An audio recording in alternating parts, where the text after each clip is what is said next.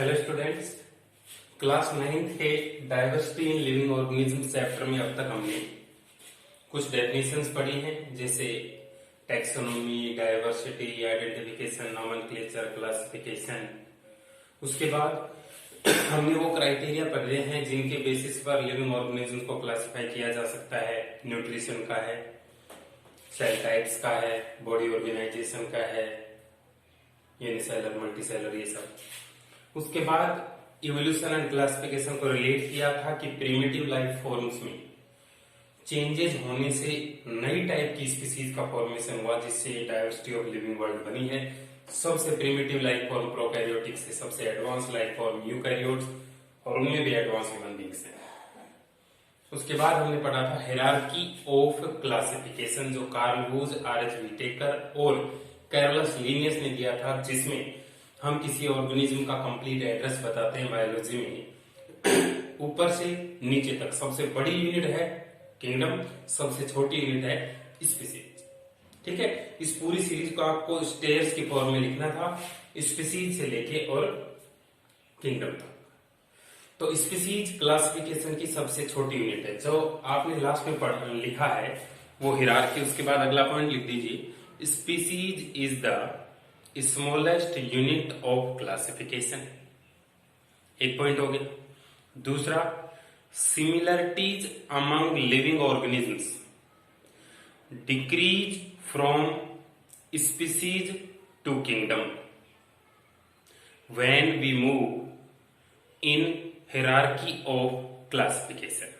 Hierarchy की जो 7 series आपने लिखी हैं, उसमें स्पीसीज से किंगडम की तरफ जाते हैं तो ग्रुप ऑफ ऑर्गेनिजम्स के अंदर सिमिलरिटीज घटती जाती हैं। मतलब सबसे ज्यादा सिमिलरिटीज स्पीसीज के इंडिविजुअल में है और सबसे कम सिमिलरिटीज किंगडम के इंडिविजुअल में है आपस में।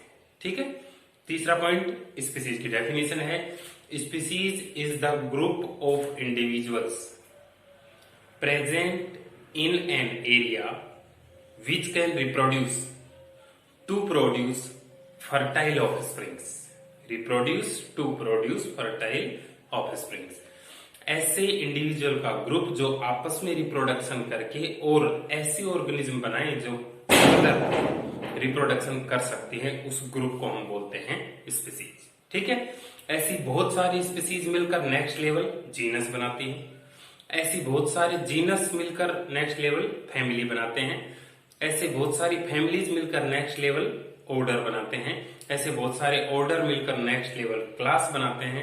ऐसे बहुत सारी क्लासेज मिलकर नेक्स्ट लेवल फाइलम या डिवीजन बनाते हैं। और बहुत सारे फाइलम या डिवीजन मिलकर किंगडम बनाते हैं, जो सबसे बड़ी कैटेगरी हो गई। ठीक है, 3 पॉइंट हो गए। 4th पॉइंट आपको लिखना है, kingdom is largest unit of classification. Okay, ये पॉइंट लगा के और फुल स्टॉप कर दो, वहां तक का हो गया। उसके बाद अब नेक्स्ट हेडिंग डालनी है कि लिविंग ऑर्गेनिजम्स को क्लासिफाई करने के लिए जो क्लासिफिकेशन सिस्टम सबसे ज्यादा एक्सेप्टेड था, सबसे अच्छा वेल डिफाइंड था, वो था 5 किंगडम क्लासिफिकेशन, जो कि एक साइंटिस्ट ने दिया था।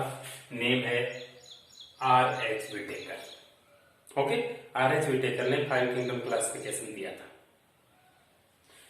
समझ गए आप यहां तक? तो उन पॉइंट्स को पहले नोट कर लीजिए, उसके बाद आगे का बताता हूं।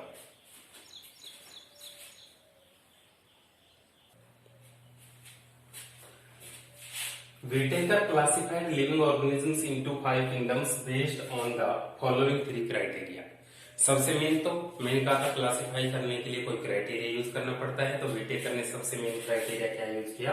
सेल स्ट्रक्चर, मतलब प्रोकैरियोटिक है या eukaryotic, modes and source of nutrition, autotrophic है या हेटेरोट्रोपिक, बता चुका हूं मैं आपको, बॉडी ऑर्गेनाइजेशन यूनिसेलुलर है या मल्टीसेलुलर। उसके बेसिस पर लिविंग ऑर्गेनिज्म इस तरह से क्लासिफाई किए उन्होंने। ऑर्गेनिजम्स को मेनली 2 कैटेगरीज में डिवाइड किया, प्रोकैरियोट्स और यूकैरियोट्स। आपको प्रोकैरियोट्स और यूकैरियोट्स में डिफरेंस पता है, जिसमें न्यूक्लियस वेल डिफाइंड नहीं होता वो प्रोकैरियोट होता है। ऐसी सभी लिविंग ऑर्गेनिजम्स जो प्रोकैरियोट है वो यूनिसेलुलर भी है, और उनका एक अलग से किंगडम उन्होंने बना दिया, जिस किंगडम का नेम था किंगडम मोनेरा। तो 5 किंगडम में से एक तो ये हो गया मोनेरा, जो यूनिसेलुलर है और प्रोकैरियोटिक है। समझे? उसके बाद यूकैरियोटिक ऑर्गेनिज्म यूनिसेलुलर भी हो सकते हैं और मल्टीसेलुलर भी हो सकते हैं। तो यूकैरियोटिक में यूनिसेलुलर ऑर्गेनिज्म में आएगा किंगडम प्रोटिस्टा। तो दूसरा किंगडम है यूनिसेलुलर यूकैरियोटिक ऑर्गेनिज्म्स का, जिसका नेम है प्रोटिस्टा। बची हुई यूकैरियोटिक ऑर्गेनिज्म्स मल्टीसेलुलर है।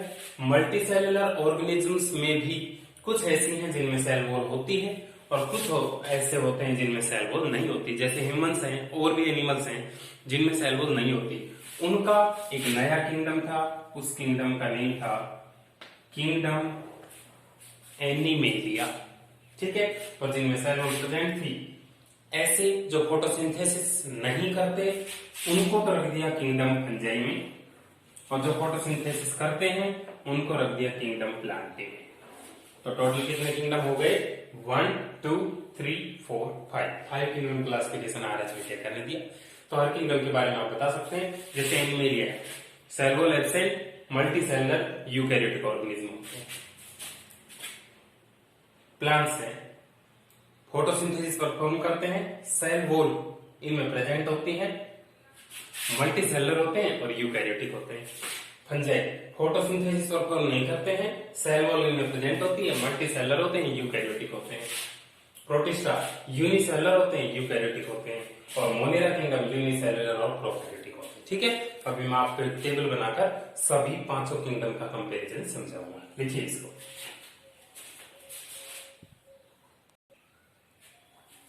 देखिए, ये एक टेबल है जिसमें कंपैरिजन के तौर पे पांचों किंगडम्स को बताया गया है जो आरएचबीटे करने दिए थे। आप हर एक किंगडम के 5 कैरेक्टर और 2 एग्जाम्पल तो सिर्फ इसी टेबल से अटेम्प्ट कर सकते हैं। मतलब 5 नंबर का भी क्वेश्चन अगर आ जाए कि मोनेरा किंगडम के 5 कैरेक्टर बताओ और 2 एग्जाम्पल बताओ, तो आप ये लिख दें, बस इसको स्टेटमेंट में कन्वर्ट करना है आपको, ठीक है। जैसे मान लीजिए क्वेश्चन आ गया, give 5 characters and 2 examples of kingdom fungi, ठीक है। तो आप आंसर में क्या लिखेंगे? Organisms of kingdom fungi are eukaryotic. पहला point, cell wall is present in members of kingdom fungi. दूसरा, there is heterotropic mode of nutrition in all fungi. ये थर्ड हो गया। Fourth, nucleus is present in members of kingdom fungi. Fifth, fungi have multicellular body organization। और 6 में example Penicillium और yeast. तो 5 number के question भी आप इस टेबल से अटेम्प्ट कर सकते हैं। बहुत इंपॉर्टेंट टेबल है, मैं कंपैरिजन के तौर पे बता रहा हूँ। 5 किंगडम क्या क्या दिए थे? देखो, ये तो सीरियल नंबर है, ये कैरेक्टर का नाम है। मोनेरा, प्रोटिस्टा, फंजाई, प्लांटी और एनिमेलिया, 5 किंगडम दिए। अब इसमें से मोनेरा, अब एक एक कैरेक्टर को लेंगे। सेल स्ट्रक्चर मैंने बताया प्रोकैरियोटिक होगी या यूकैरियोटिक। तो देखिए आप ध्यान से, मोनेरा ऐसा किंगडम है, जैसा हमने उस फ्लो चार्ट में भी अभी भी बनाया था, मोनेरा में तो प्रोकैरियोटिक है, बाकी चारों किंगडम में यूकैरियोटिक है। एक डिफरेंस क्लियर हो गया। सिर्फ मोनेरा याद रखिए, वो प्रोकैरियोटिक है। सेल वॉल मोनेरा में प्रेजेंट, प्रोटिस्टा में कुछ में प्रेजेंट होती है, प्रेजेंट इन सम, फंजाई में सभी में प्रेजेंट, प्लांटी में सभी में प्रेजेंट, एनिमल्स में सभी में एब्सेंट। मोड ऑफ न्यूट्रिशन मतलब फूड खुद बनाते हैं या डिपेंड करते हैं। ऑटो भी होता है और हेट्रो भी, कुछ में ऑटो कुछ में हेट्रोट्रोपिक न्यूट्रिशन होता है मोनेरा। प्रोटिस्टा में ऑटो हेट्रो भी होता है, और यूग्लिना एक ऐसा ऑर्गेनिज्म है जिसमें मिक्सोट्रोपिक न्यूट्रिशन है। मिक्सोट्रोपिक न्यूट्रिशन का मतलब ये है कि यूग्लिना जब सनलाइट प्रेजेंस होती है तब तो फोटोसिंथेसिस से फूड बनाता है, और जब सनलाइट एब्सेंट होती है तो वो किसी ऑर्गेनिज्म को एनगल्फ करके फूड को सेल के अंदर डाइजेस्ट करता है, ठीक है। फंजाई हेट्रोट्रोपिक होती है, प्लांटे ऑटोट्रोपिक होते हैं, और एनिमेलिया हेट्रोट्रोपिक होते हैं, ठीक है। न्यूक्लियस एब्सेंट प्रोकैरियोटिक में, प्रेजेंट सभी यूकैरियोटिक में। बॉडी ऑर्गेनाइजेशन मोनेरा और प्रोटिस्टा तो यूनिसेलुलर के 2 किंगडम है, और फंजाई से लेके एनिमेलिया तक मल्टीसेलुलर के किंगडम है। अब आप ध्यान से देखें, जो ऑर्गेनिज्म आपने पढ़े हैं ना आज तक, वही लिखे हैं इनके एग्जाम्पल। मोनेरा प्रोकैरियोटिक ऑर्गेनिज्म का किंगडम है। प्रोकैरियोटिक ऑर्गेनिज्म में बैक्टीरिया भी आते हैं, ये मैंने इंट्रोडक्शन पार्ट में आपको बताया है। तो बैक्टीरिया राइजोबियम और लैक्टोबैसिलस दोनों आपके सुने हुए हैं। राइजोबियम बैक्टीरिया ऐसा बैक्टीरिया होता है जो कि लेग्यूम्स यानी कि दालें जो होती हैं उन प्लांट्स की रूट्स के साथ सिम्बायोसिस करता है और उनकी प्रोडक्टिविटी बढ़ाता है, ठीक है। 8th क्लास में भी आपने चैप्टर 2 माइक्रो ऑर्गेनिजम्स वाले में पढ़ा है। लैक्टोबैसिलस आपका ऐसा बैक्टीरिया है जो कि मिल्क को कर्ड में कन्वर्ट करता है। तो दोनों ही बैक्टीरिया किस किंगडम के मेंबर है? मोनेरा। प्रोटिस्टा अमीबा और पैरामीशियम दोनों से हुए हैं। अमीबा स्यूडोपोडिया होते हैं, एक इरेगुलर शेप होती है, और पैरामीशियम पर हेयर लाइक छोटे छोटे सीलिया प्रेजेंट होते हैं। दोनों मेंबर है किसके? प्रोटिस्टा। फंजाई पेनिसिलियम और yeast. Penicillium multi cellular fungi है जिससे सबसे पहले एंटीबायोटिक डिस्कवर हुई थी। किस साइंटिस्ट ने की? अलेक्जेंडर फ्लेमिंग ने। और एंटीबायोटिक का नाम क्या है? पेनिसिलिन। ठीक है। और यीस्ट बहुत ही इंपॉर्टेंट ऑर्गेनिज्म है हमारे लिए, क्योंकि ये अल्कोहल, ब्रेड, वाइन, बटर, इन सभी के, पेस्ट्रीज, बर्गर, इन सभी के प्रोडक्शन में काम आती है यीस्ट। प्लांटिंग, एल्गी, ग्रास, नीम, मैंगो सारे प्लांट्स हैं। Animalia, humans, hydra, cow, buffalo, dog, ये सारे एनिमल्स हैं, वो एनिमल किंगडम में है। ठीक है। एल्गी वाटर जहां पर रुकता है ना, वहां पर ग्रीन कलर की एक मैट बन जाती है, वो एल्गी है, वो भी एक प्लांट है, लेकिन ऐसा प्लांट है जिसमें root, stem, leaf, flower, fruit, seed सब कुछ एब्सेंट होता है, ऐसा भी प्लांट होता है। ठीक है। तो ये टेबल आपको बनानी है। उस टेबल के तुरंत बाद क्या करना है, ये आपके लिए होमवर्क है। राइट 5 कैरेक्टर्स, क्वेश्चन लिखें, write 5 characters and 2 examples of 5 kingdoms given by R S. Whittaker. तो आप क्या करेंगे, पूरे पेज में मोनेरा बीच में लिख के उसको सर्कल लगा देना, और फिर एरो लगा लगा के चारों तरफ 5 तो कैरेक्टर और 2 एग्जांपल इस तरह से लिख देना। तो पांचों भी किंगडम के ऐसे लिखने हैं, मोनेरा, प्रोटिस्टा, फंजाई, प्लांटी और एनिमेलिया। ठीक है। तो लगभग 1 से 2 पेज भर जाएंगे इसमें, लिख दोगे ना? इसके तुरंत बाद ये करना है, और फिर डिटेल में हम एक एक किंगडम को पढ़ने वाले हैं। बोलो, कर दोगे? मैं तो पहला क्वेश्चन तो ये हो गया कि 5 किंगडम आपको करने, कुछ 4-5 क्वेश्चंस और लिख रहा हूं जो आपको ही आंसर लिखना है इस टेबल की हेल्प से। ठीक है। इसको नोट डाउन कर लें।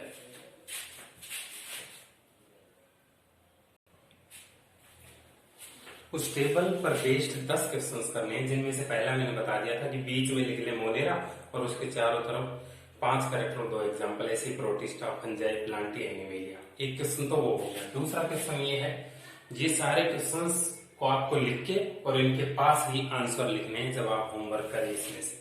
ठीक है। आपको खुद लिखने हैं टेबल पर, जो टेबल पर बेस्ड है सारे, एक एक लाइन के ही। ओके। पहला क्वेश्चन है, how many kingdoms have only autotrophic nutrition. आप उस टेबल में से देखकर ये पता लगाएं कि कितने किंगडम है, किंगडम का नाम नहीं, नंबर बताना है, जिनमें सिर्फ ऑटोट्रोपिक न्यूट्रिशन है और किसी टाइप का है नहीं। दूसरा, name the kingdoms which have only unicellular organism. 5 kingdom में से वो किंगडम के नेम लिखने हैं आपको, 2 हैं या 3 हैं या 4 हैं, जिनमें सिर्फ unicellular organism. Which kingdoms have true nucleus with double membrane. Double membrane का ट्रू न्यूक्लियस कौन कौन से किंगडम में है, उन किंगडम का नाम लिखना है आपको। In which kingdoms bacteria and algae kept. ये क्वेश्चन लिखकर और बैक्टीरिया उसका किंगडम लिखेंगे, फिर एल्गी उसके किंगडम का नाम लिखेंगे टेबल में से। How many kingdoms have only prokaryotic organism. 5 kingdom में से कितने किंगडम ऐसे हैं जिनमें सिर्फ प्रोकैरियोटिक ऑर्गेनिज्म है। Which kingdom have multicellular organisms with cell wall and heterotrophic nutrition. मतलब एक किंगडम के 3 कैरेक्टर यहाँ लिखे हैं, मल्टीसेलुलर होना चाहिए, हेटेरोट्रोपिक होना चाहिए और सेल वॉल प्रेजेंट होनी चाहिए। उस किंगडम का नाम लिखना है बस यहाँ पर। Name the kingdom of unicellular eukaryotic organism. Unicellular होने चाहिए लेकिन यूकैरियोटिक होने चाहिए, उस किंगडम का नाम क्या है। Which mode of nutrition are possible in kingdom Monera. Monera kingdom में किस किस तरह का न्यूट्रिशन पॉसिबल हो सकता है। Which kingdom have autotrophic multicellular. तो ऐसा किंगडम ढूंढे जिसमें ऑटोट्रोपिक ऑर्गेनिज्म होनी चाहिए और मल्टीसेलुलर होनी चाहिए। ठीक है। सभी क्वेश्चंस के आंसर आपको नोट्स में ही उसके बाद कंटिन्यूसली बनाने हैं। ठीक है। तो ये तो हुई टेबल कंपैरिजन की और उस पर बेस्ड क्वेश्चन। अब हम पहला किंगडम स्टार्ट करते हैं, मोनेरा किंगडम। लिखिए,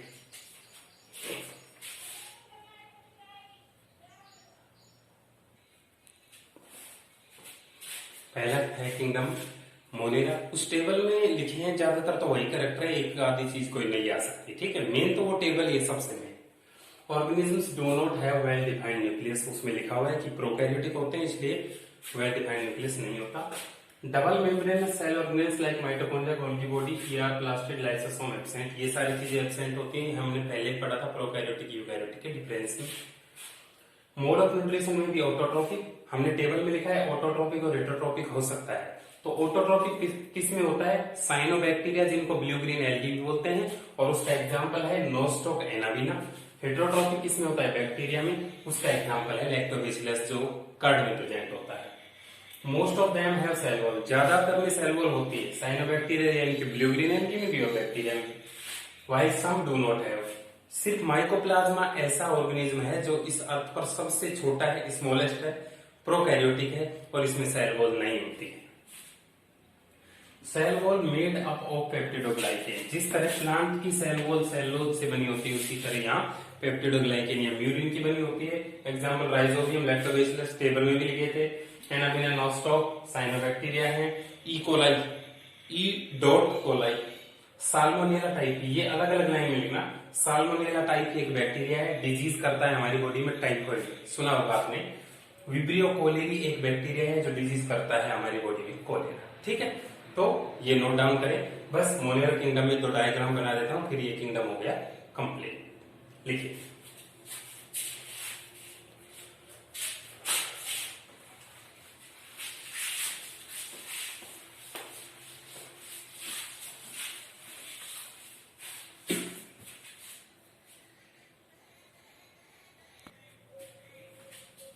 दो डायग्राम बना दो लास्ट में उन एग्जांपल्स के बाद। ई कोलाई बैक्टीरिया का और एनाबिना का। एनाबिना साइनोबैक्टीरिया या ब्लू ग्रीन एल्गी है, जिसमें बहुत सारी सेल लाइन में लग जाती हैं, जिससे एक फिलामेंट बनता है। उनमें से स्पेशल सेल जो नाइट्रोजन का फिक्सेशन करती है, नाइट्रोजन के कंपाउंड बनाती है, उसका नाम हेटेरोसिस्ट है। और बाहर जो स्लाइमी चिपचिपी लेयर होती है, उसको स्लाइम लेयर बोलते हैं। ये तो हुआ एनाबिना। जो ब्लू ग्रीन एल्गी या साइनोबैक्टीरिया है, ये बैक्टीरिया है ई कोलाई, जिस पर flagella, nucleoid, cell wall, cell membrane, cytoplasm, ये सारी चीजें हम बना चुके हैं। ठीक है, तो यहाँ पर किंगडम मोलिरा कंप्लीट होता है। यहाँ तक अच्छे से रिवाइज करें, सारे क्वेश्चन जो मैंने दिए हैं उनके आंसर्स फाइंड आउट करें और अच्छे से लर्न करें। बहुत इंपॉर्टेंट टॉपिक है डायोस्टी का, आपको बहुत सारी बायो इसमें पता लगेगी क्या क्या चीजें होती है। ठीक है, थैंक यू।